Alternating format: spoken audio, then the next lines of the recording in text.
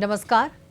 વિદેશી ફંડિંગને લઈને કેન્દ્ર સરકાર વધુ કડક નિયમો લાવવાની તૈયારીમાં છે અને એફસીઆરએ સુધારા બિલમાં વિદેશી ફંડના ઉપયોગથી લઈને સંસ્થાઓની સંપત્તિ સુધી અનેક મહત્વની જોગવાઈઓનો પ્રસ્તાવ છે. ખાસ કરીને એફસીઆરએ રજિસ્ટ્રેશન રદ થાય કે રિન્યૂ ન થાય તો વિદેશી ફંડથી ઊભી થયેલી સંપત્તિ સરકાર નિયુક્ત સત્તાધિકારીના નિયંત્રણમાં જવાની જોગવાઈ સૌથી વધુ ચર્ચામાં છે. તો સાથે જ ફંડ ટ્રાન્સફર પર રોક અને વહીવટી ખર્ચની મર્યાદાને લઈને પણ સવાલો ઊભા થયા છે. સરકાર તેને પારદર્શિતા અને રાષ્ટ્રીય સુરક્ષા માટે જરૂરી ગણાવી રહી છે, જ્યારે એનજીઓ અને વિપક્ષ તેને અતિશય કડક ગણાવી વિરોધ કરી રહ્યા છે. ત્યારે સવાલ એ થાય છે કે નિયમન જરૂરી છે કે પછી નિયંત્રણ અતિશય કડક બની રહ્યું છે. નમસ્કાર, હું છું ભૂમિ અને આજે આપણે ચર્ચા કરવી છે એફસીઆરએ સુધારા બિલ વિશે. તો હવે સૌ પ્રથમ પહેલા આપણે જાણી લઈએ કે આ એફસીઆરએ કોન્સ્ટિટ્યુશન રેગ્યુલેશન એક્ટ સુધારા બિલ છે શું. જો કોઈ સંસ્થાનું એફસીઆરએ લાયસન્સ રદ થશે તો તેની સંપત્તિ સરકાર હસ્તક જશે અને વિદેશી ફંડથી ઊભી કરાયેલી જમીન મિલકત પર સરકાર અધિકારીનો કબજો આવશે અને લાયસન્સ રિન્યૂ ન થવાની સ્થિતિમાં પણ આ જ કડક નિયમ લાગુ પડશે. વિદેશી ફંડ માત્ર નવી દિલ્હી સ્થિત એસબીઆઈની મુખ્ય શાખામાં જ મેળવી શકાશે. એક એનજીઓ વિદેશથી મળેલું ફંડ બીજી કોઈ પણ એનજીઓ કે સંસ્થાને ટ્રાન્સફર નહીં કરી શકે. વહીવટી કે પર્સનલ ખર્ચ માટે માત્ર નિર્ધારિત મર્યાદા 20% સુધી જ વાપરી શકાશે.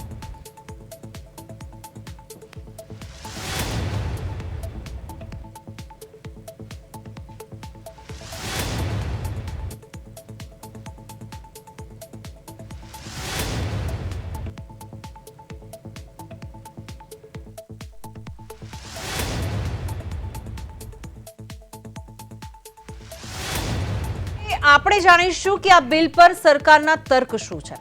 તો વિદેશી પૈસાથી દેશમાં શાંતિ કે રમખાણો છે ભડકાવતા રોકવા, પછી કયું દાન કયા હેતુ માટે અને ક્યાં વપરાયું તેનો એક રૂપિયાનો હિસાબ રાખવો, સેવાના નામે ચાલતા ગેરકાયદેસર ધર્માંતરણ અને પ્રોપેગેન્ડા પર કાયમી તાળું મારવું. હવે આપણે એ જાણીશું કે આ બિલથી વિવાદ શું છે.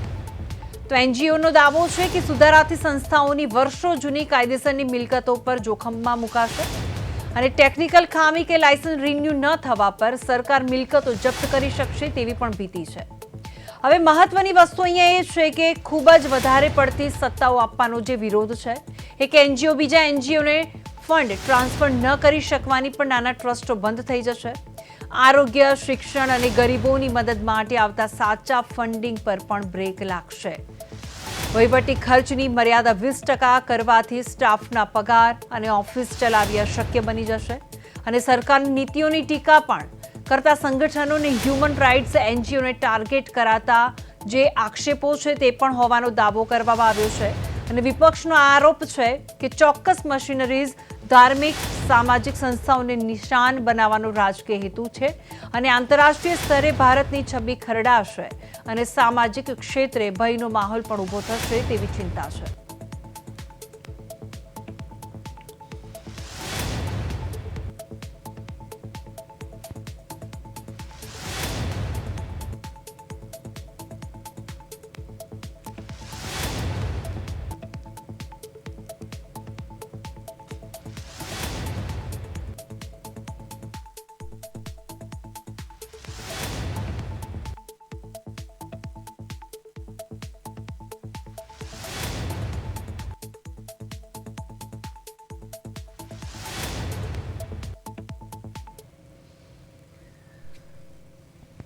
તો આ અંગે આપણે ચર્ચા કરવી છે અને મારી સાથે જોડાઈ ગયા છે જગદીશભાઈ મહેતા, જે સિનિયર જર્નાલિસ્ટ છે, રજનીશભાઈ પટેલ, જે એનજીઓ છે ટ્રસ્ટીના અને સ્ટુડિયોમાં પણ તે ઉપસ્થિત છે, અશોક પંજાબી, જે એનએસયુઆઈના મંત્રી છે, અને કપિશ પાટવા, જે આપણી સાથે જોડાઈ ગયા છે, બીવીપીના મંત્રી છે.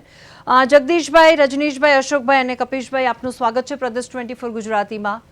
હવે રજનીશભાઈ, તમારાથી શરૂઆત કરીએ. તમને આખી આ માહિતી ખબર છે, તમારે શું કહેવું છે? મારું કહેવું છે કે સંસ્થા એક સારા સમાજનું નિર્માણ કરતું હોય છે. કોઈ પણ સંસ્થા એજ્યુકેશન લેવલે, હેલ્થ લેવલે ગરીબોને મદદરૂપ થવા માટે જે કાર્યરત છે, એ સંસ્થાને કોઈ ફોરેનથી ફંડ કરતું હોય તો એ ફંડ કરવાવાળી સંસ્થા વ્યક્તિનો પણ હેતુ સચવાય કે એ ફંડનો ઉપયોગ જે તે પર્પઝ માટે આપવામાં આવ્યું છે જે સંસ્થાને ફંડ એમાં જ થવો જોઈએ. આપણા ઘરમાં આપણા બાળકો કોઈ ગેરમાર્ગે જતા હોય તો એને વાળવાનું કામ આપણું છે. તો આપણા દેશની સંસ્થાઓ કોઈ ગેરમાર્ગે ફંડનો ઉપયોગ કરતું હોય, કોઈ ખોટા કામોમાં ઉપયોગ કરતું હોય તો એના સાચા રસ્તે ઉપયોગ થાય એના નીતિ નિયમો બનાવવાનું કામ સરકારનું છે.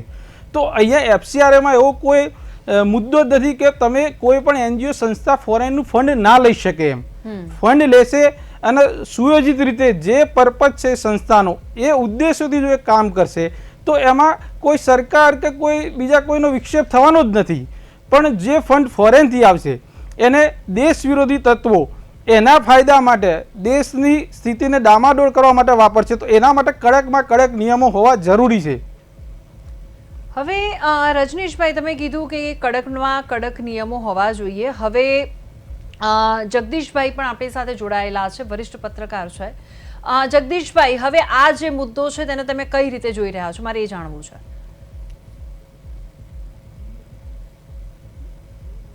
ઇતિહાસની ખબર છે એ લોકો ક્યારેય આનો વિરોધ કરી શકે નહીં. વિદેશી ફંડ જેટલું આવે છે એ કઈ આપણા હિત માટે જ આવે છે એવું નહીં. હેતુ ફેર થાય અને દેશમાં અરાજકતા ફેલાય એટલા માટે પણ આવતું હોય છે. હું આપને એક્ઝામ્પલ આપું. આપણે ત્યાં કાશ્મીરમાં વિદેશી ફંડ જે છે પાકિસ્તાનની ISI નું આવતું હતું. હાફિઝ સૈયદ વગેરે એ લોકો મોકલતા હતા આતંકવાદીઓ કોને? અહીંયા હુરિયત કોન્ફરન્સને. હુરિયત કોન્ફરન્સનું કામ શું હતું? અલગાવવાદી ભારતને કાશ્મીરથી અલગ કરવાની ઘટના. હવે એના માટે ફંડ આવતું હતું એટલે આપણા પોલીસ અધિકારી હોય કે સૈન્ય અધિકારી એની ઉપર પથ્થરબાજી થતી હતી. આ થયો હેતુ ફેર. આપણે ત્યાં બીજા બધા અમુક જગ્યાએ મેગા પ્રોજેક્ટ જેટલા આપણા દેશમાં થાય તો આપણા સમકક્ષ અથવા આપણાથી ઉપરના દેશો જે વિકસિત દેશો છે એને જલન થાય. એટલે એ લોકો એવા NGO ઉભા કરે જે અહીંયા કોઈ પણ સારા વિકાસના બહુ મોટા પ્રોજેક્ટો હોય એને પર્યાવરણ સહિતના મુદ્દે ડખે ચડાવે. આપની જાણ ખાતર નર્મદા યોજના જેનું શ્રીફળ વિધિ કરી હતી પંડિત જવાહરલાલ નહેરુએ અને એ આખી યોજના સાકાર થતા કેટલા વર્ષો લાગ્યા? જેમાં 3 થી 4 દશકા વયા ગયા. મેધા પાટકરાણી મંડળીને છેલ્લે આપણે ચિમનભાઈ પટેલે ની સરકાર વખતે કીધેલું. એને એમ કીધેલું કે જો હવે તમે ડેમની ઊંચાઈ વધારશો તો અમે પાણીમાં જળ સમાધિ લેશું. ચિમનભાઈ પટેલે કીધું લાવો અમે તમને જળમાં નાખી દઈએ, જાન છૂટે. એટલે તમને કહું કે જેટલા લોકો વિદેશથી આવે છે આપણે ત્યાં ફંડ દેશમાં એ કોઈ સારા હેતુ માટે જ આવે છે એવું નથી. આવે સારા હેતુ માટે, પછી હેતુ ફેર પણ થઈ શકે. જી બિલકુલ. હવે હા, તમારી વાત જે રીતે તમે કરી રહ્યા છો જગદીશભાઈ કે સારા હેતુ માટે આવે છે પણ તેનો ઉપયોગ ખરેખર સાચા કામમાં થાય છે કે નહીં એ પણ એ બહુ મોટો પ્રશ્ન છે. હવે અશોકભાઈ સાથે મારે વાતચીત કરવી છે. અશોકભાઈ, હવે આ જે આખો મુદ્દો છે તેને તમે કઈ રીતે જુઓ છો, મારે એ જાણવું છે. ફંડ બાબતનો જે સવાલ છે વિદેશોમાંથી જે ફંડ આવતું હોય એ સવાલ તો નવો નથી. વર્ષોથી આ જે છે એ ચાલે છે. વર્ષોથી આ પ્રશ્નો લોકોના મનમાં છે કે આ જે વિદેશી ફંડ કોણ મોકલે છે, કઈ રીતે આવે છે, એનો ઉપયોગ થાય છે, સદુપયોગ થાય છે, આ એક શંકાનો વિષય તો છે જ. આ બધી શંકાનો વિષય છે. પણ જો સરકાર ધારે તો એને શુદ્ધ રીતે પણ જે છે એનો નિકાલ કરી શકે છે. અને વિદેશોથી ફંડ આવે, દાખલા તરીકે આપણે ગુજરાતની અંદર સેવા નામની સંસ્થા છે અને સેવા નામની સંસ્થાની જે સ્થાપના થઈ ઈલાબેન ભટ્ટે કરેલી. તો ઈલાબેન ભટ્ટ એ ગુજરાતના બહુ સેવાભાવી મહિલા આગેવાન હતા. બહુ સદઉદ્દેશ્યથી સારા ઉદ્દેશ્યથી એમને સેવા નામની સંસ્થા સ્થાપી અને સેવાના માધ્યમથી ગામોને પણ બહુ મોટા પાયે મદદ કરેલી. એક ગામ તો મારે સંગઠનમાં કામ કરતા હતા. મેં પોતે એમને કીધું કે તમે કેમ સેવામાં કામ કરો. એટલે સેવામાં જઈને એ ઘણી શીખવી અને એને સિંગાપુર પણ મોકલવામાં આવ્યા. તો આજે શીખીને વધારે કામ કર્યું. એટલે જે ફંડ એમને મળે છે સેવામાં એ ફંડનો પણ સદુપયોગ થાય છે. હવે ક્યારેક દુરુપયોગ પણ થાય એ એક મોટું આની અંદર એક ભય શાંત હોય છે. એટલે વિદેશોમાં ફંડ આવે એમાં હું ના નથી કહેતો, એનો વિરોધ પણ નથી કરતો. પણ એમાં સરકારી જાગૃતિ પણ સાથે જરૂર છે અને સરકાર જો જાગૃત રહે તો એનો દુરુપયોગ બહુ ઓછો થઈ શકે એવું છે. એટલે વિદેશમાં દાખલા તરીકે ભારત છે, એ આફ્રિકાના દેશો છે, લેટિન અમેરિકન દેશો છે, ત્યાં પણ ભારત સરકાર જે છે તો ભારતનો ઉદ્યોગપતિઓ પાસે છે કેટલાક સંસ્થાઓને મદદરૂપ થાય છે. આ સવાલ જે છે એ બરાબર એને કહેવાય કે કઈ રીતે સવાલને હલ કરવું એ સરકારની મનેચ્છા ઉપર ઉભા રાખે. હવે રજનીશભાઈ, હવે વાત કરી કે એનજીઓમાં જે ફંડ આવે છે, વિદેશી જે ફંડ આવી રહ્યું છે, કયા કામમાં વપરાય છે? આમ જોવા જઈએ તો સારા કામમાં વપરાય છે, પણ ઘણા લોકોનું એવું કહેવું છે કે ફંડિંગ આવે છે પણ ફંડ ક્યાં વપરાય છે એ પણ બહુ મોટો પ્રશ્ન છે. રજનીશભાઈ, જવાબ છે તમારી પાસે એનો?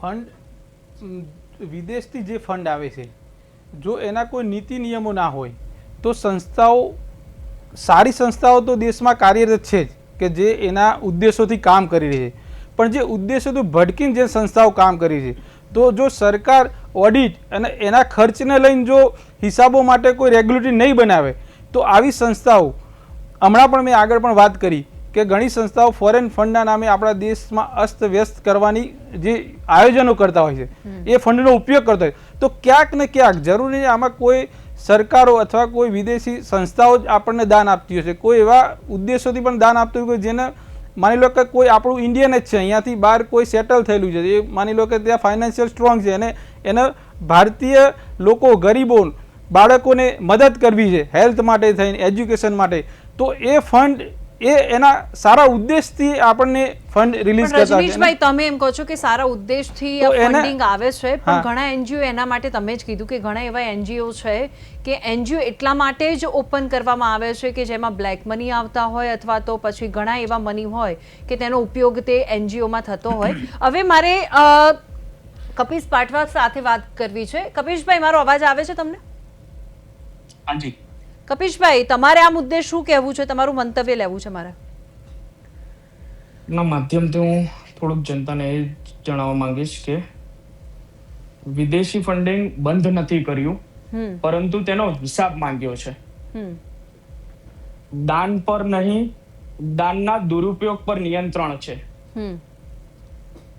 FCRA વિદેશી ફંડિંગ પર સંપૂર્ણ પ્રતિબંધિત મુક્તો કાયદો ક્યારેય નથી.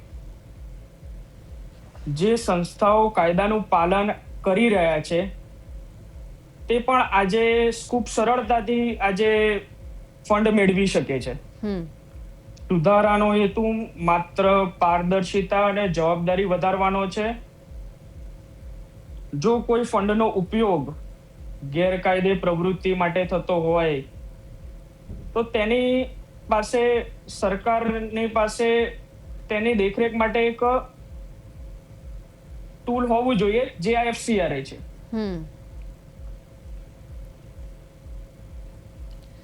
ઓકે, હવે જગદીશભાઈ, મારો અવાજ આવે છે ને તમને? હવે જી બિલકુલ. હવે શું લાગે છે કે એનજીઓ નો દાવો છે કે સુધારાથી સંસ્થાઓની વર્ષો જૂની જે કાયદેસરની મિલકતો છે, તમને લાગે છે એ જોખમમાં મુકાશે? બેન, ક્યારેય એવું હોઈ શકે નહીં.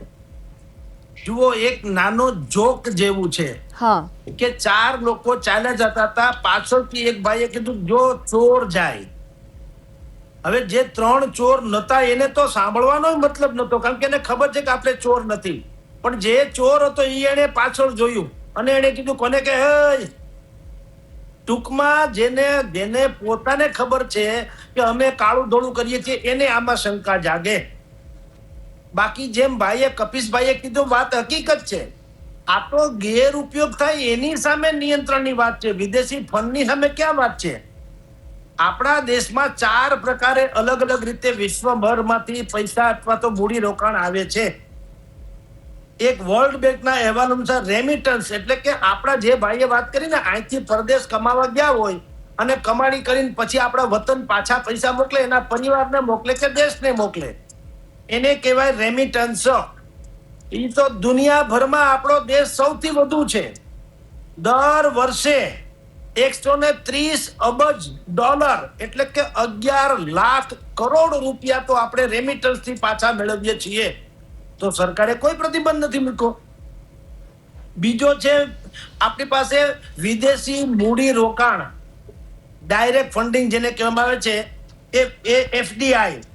એમાં પણ આપણે રોકાણ મેળવીએ છીએ, પ્રત્યક્ષ કે અપ્રત્યક્ષ. પ્રત્યક્ષમાં પણ 6 થી 8 લાખ કરોડ રૂપિયા આપણે મેળવીએ છીએ.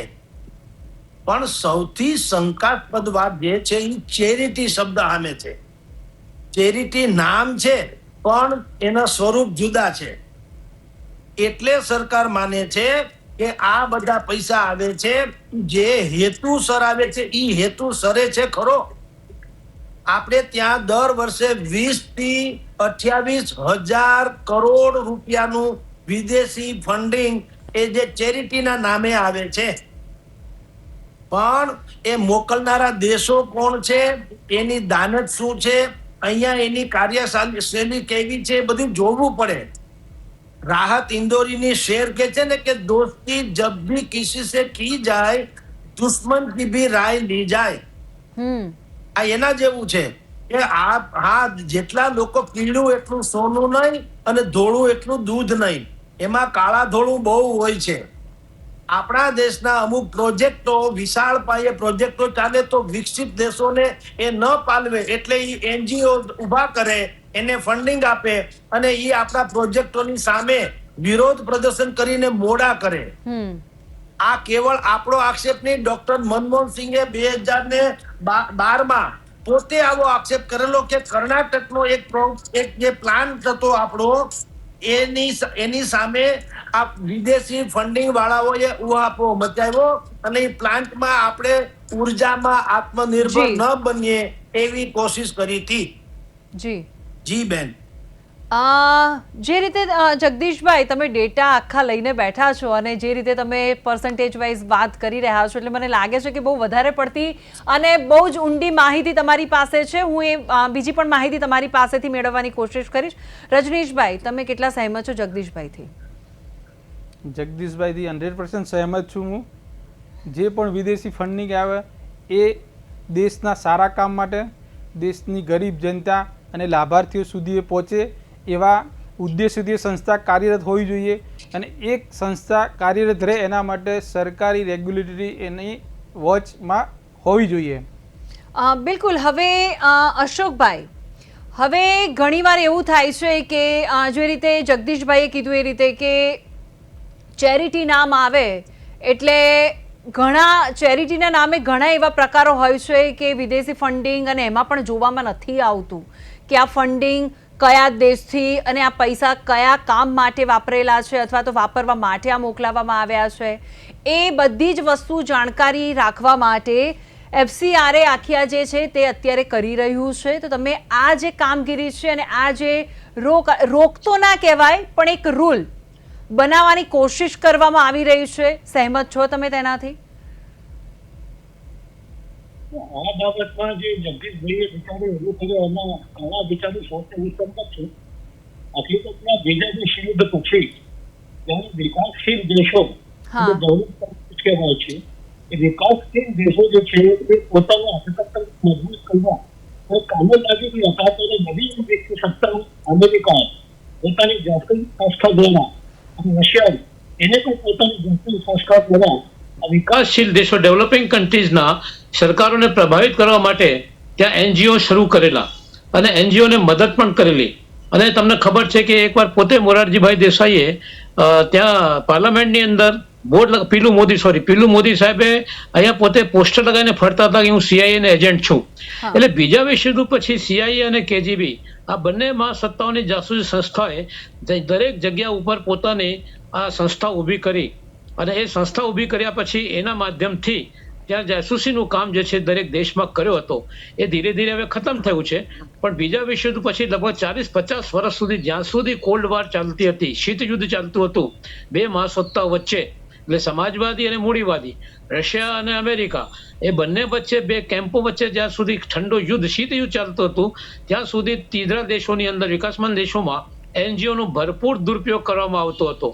અને હવે NGO નો એ પ્રકારનો દુરુપયોગ થઈ શકતો નથી કારણ કે એની આવશ્યકતા જરૂરત રહી નથી. એટલે NGO જે ફંડ મેળવે છે એ ફંડ કઈ રીતે ખર્ચ કરે છે, શાના માટે ખર્ચ કરે છે એ બહુ અગત્યની બહુ મહત્વની બાબત હોય છે. હવે એની સાથે સાથે તમે જોઈ શકો છો કેરલા.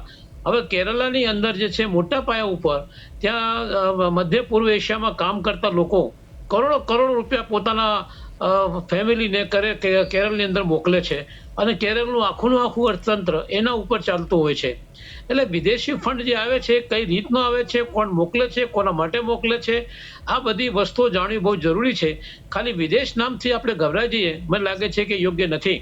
અને છેલ્લે આ જે ફોરેન ડાયરેક્ટ ઇન્વેસ્ટમેન્ટ છે FDIના કારણે એમ સમજાતું હતું કે હિન્દુસ્તાનનું અર્થતંત્ર થોડું ગતિશીલ બનશે, આગળ વધશે, પણ FDI આવવાનું લગભગ આપણા દેશમાં લગભગ બંધ થઈ ગયું છે.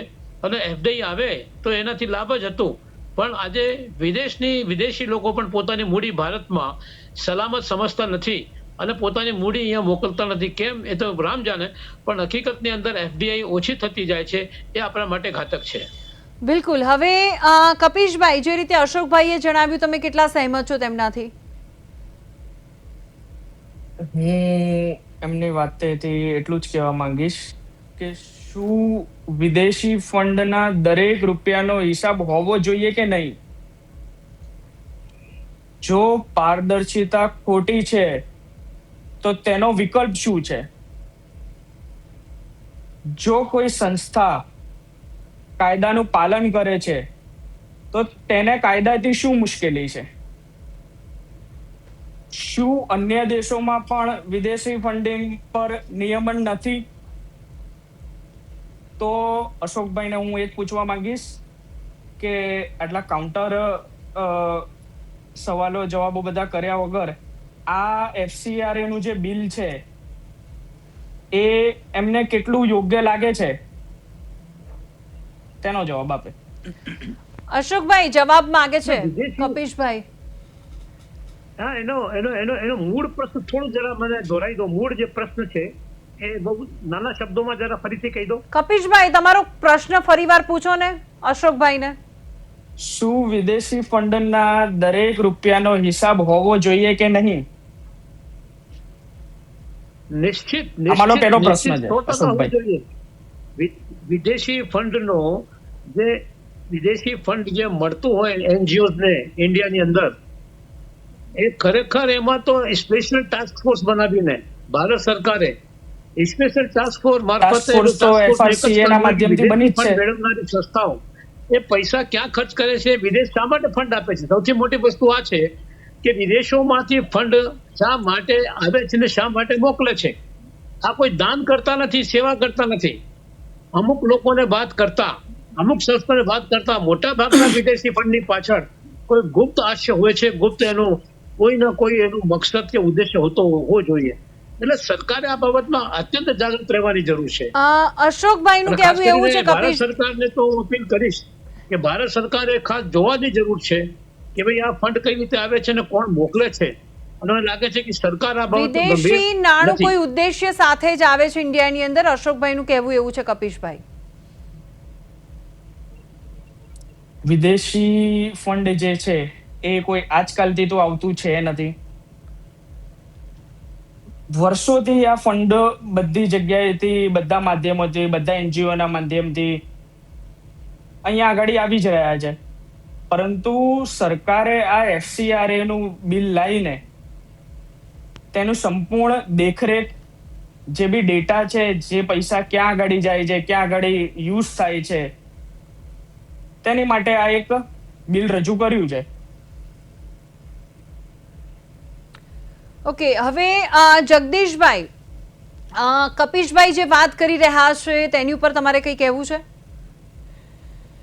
બેન, ઘણું બધું કેવું છે. I have so many datas. Problem શું છે કે કોઈ ઊંડો અભ્યાસ કરે તો ખબર પડે સરકાર કેટલી પહેલ કરી સારી છે. અને આ કઈ નરેન્દ્ર મોદીની સરકાર કરી કેવું નહીં. 2012માં ડોક્ટર મનમોહનસિંહની સરકારે પણ આમાં સુધારો વધારો કર્યો હતો. અને આપની જાણ ખાતર 1976 આ જે FCRA નો જે એક્ટ હતો 1976 એ 2012માં બદલાવી નાખ્યો. બદલાવ્યું એટલું જ નહીં, જે કેટલીક એવી NGOs હતી જે હંમેશા હિસાબ કિતાબ આપી શકી નહોતી એવી 4138 જેટલી NGO ને આ લોકોએ બેન કરી હતી ડોક્ટર મનમોહન સિંહની સરકારે. કારણ કે બાકીના જે આપણા પેનલિસ્ટ કે છે વાત સાચી છે, જે લોકો દાન આપે છે એની દાન જ જોવાની જરૂર છે, દાનની સંખ્યા કે રકમ નહીં. આપની જાણ ખાતર કાશ્મીરમાં મેં આની અગાઉના મારા વક્તવ્યમાં કીધું કે કાશ્મીરમાં જેમ દુરુપયોગ થયો હતો ફંડનો, એવી રીતે બીજી એક પ્રકાર છે ફંડના દુરુપયોગનો. આપણે ત્યાં 2014માં આઈબી નો એક રિપોર્ટ લીક થયો હતો. 2014માં આઈબી નો રિપોર્ટ લીક થયો, એમાં ખબર પડી કે તામિલનાડુમાં કુડનકુલમ નામનું ન્યુક્લિયર પાવર જે પ્લાન્ટ આપણો બનતો હતો એનો વિરોધ કરવા માટે થઈને રશિયાથી પૈસા આવ્યા. તમે જુઓ, NGO ને ફંડિંગ કરવામાં આવ્યું રશિયાથી, અને એમ કહેવામાં આવ્યું કે આ પ્લાન્ટ પર્યાવરણની દ્રષ્ટિએ બરાબર નથી. જ્યારે કે આશય શું હતો કે ભારત ક્યારેય ઉર્જાની બાબતોમાં આત્મનિર્ભર બનવું જોઈએ નહીં. આપની જાણ ખાતર બીજું એક ઉદાહરણ આપું. ભારત જે છે એનો એક સ્ટરલાઇટ કોપર પ્લાન્ટ એ પણ ત્યાં જતો બનતો તો તમિલનાડુમાં જ. હવે એમાં પણ આમ જ કરવામાં આવ્યું. ભારતમાં આપણે એટલું કોપર બનતું હતું કે આપણે નિકાસકાર હતા, પણ વિદેશી લોકોએ એમાં NGOs ને મેદાનમાં ઉતારી અને એનો વિરોધ કર્યો. એ પ્લાન્ટ બંધ થઈ ગયો. એટલું જ નહીં, આપણે કોપરના નિકાસકાર હતા, એને બદલે આપણે આયાતકાર બની ગયા. અને હમણાં છેલ્લો દાખલો બેન આપને કહું એટલે આપ સમજી શકશે, બધા પેનલિસ્ટ અને આપણું ઓડિયન્સ પણ, કે કોરોના કાળમાં આપણે વેક્સિન બનાવી તો વેક્સિનેશન ઉપર પણ અમુક લોકોએ, પછી એમાં આપણા દેશના જોડાણા, પણ અમુક લોકોએ કીધું કે આ વેક્સિનેશન જે છે બરાબર નથી થતું. કારણ કે આ લોકોને ખબર છે કે જો વિશ્વભરમાં મેડિકલ માફિયાઓનું જે આખું નેક્સિસ છે એને ખબર પડી કે ભારત એ બૌદ્ધિક સંપદા વાળો રાષ્ટ્ર છે અને એને કોરોનાને હરાવે એવી વેક્સિન બિલકુલ સિમ્પલી શોધી કાઢી છે. એટલે એ લોકોએ અહીંયા દેશના કેટલાક પોલિટિકલ પાર્ટીઓ, નેતાઓ અને કેટલાક NGOs ને ફંડિંગ કરીને એવો પ્રચાર કરાવડાવ્યો કે આ જે વેક્સિન જે છે એ ભારતની નહીં બલકે ભાજપની છે. આવા બધા પ્રોપેગેન્ડા કરવામાં આવે છે. એટલે અત્યારે એમેન્ડમેન્ટ બિલ લાવવામાં આવી રહ્યું છે, એટલે કે સુધારા બિલ. જે મનમોહનસિંહની સરકારમાં આવવામાં આવ્યું હતું એમાં હવે કેટલાક સુધારા કરવામાં આવી રહ્યા છે. કોઈ પ્રતિબંધ મૂકવામાં આવતો નથી અને સુધારા હંમેશા આવશ્યક છે. જી બેન. બિલકુલ. જગદીશભાઈ, પછી રજનીશભાઈ, અશોકભાઈ અને કપિશભાઈ, આપનો ખૂબ ખૂબ આભાર પ્રદેશ 24 ગુજરાતી સાથે જોડાવા માટે. અને જગદીશભાઈ, તમારા ડેટા અને તમે જે રીતે વાત કરી છે તેના માટે પણ આપનો ખૂબ ખૂબ આભાર. તો આ સાથે જ અમારી વિશેષ રજૂઆતમાં હાલ બસ આટલું. મને રજા આપશો. નમસ્કાર.